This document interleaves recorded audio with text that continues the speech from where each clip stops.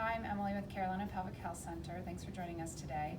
I'd like to talk a little bit about how we can focus on relaxing the pelvic floor without direct manipulation of the muscles.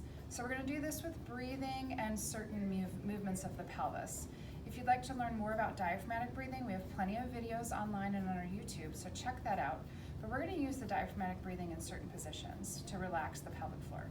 We're going to start in a hands and knees position, and this is called pelvic tilts. It may be similar to cat-cow, but we're just going to be moving through the pelvis. So hands under the shoulders, knees under the hips, and knees about hip width apart. We'll take a nice breath in and we'll lift that tailbone. Think about relaxing the sit bones, the perineum, and the belly. And then exhale, we'll just gently tuck under. You'll just kind of pull the belly in. It's not going to be a strong contraction. And then inhale and relax. And exhale, tuck under.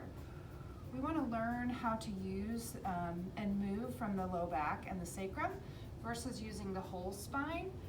So this is very specific to just the pelvis. You can do 10 or so of these, just working with your breath and focusing on relaxing. Then you can move your hips a little bit further apart and go into circles.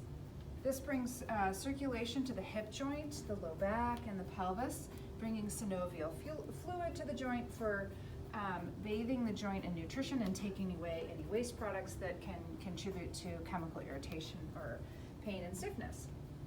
Maybe 5 or 10 in each direction, and then we can go into child's pose. So knees together stretches more of your back, knees apart is a little bit more for your hips. So you find that comfortable position, and then just rock back, heels to the bottom.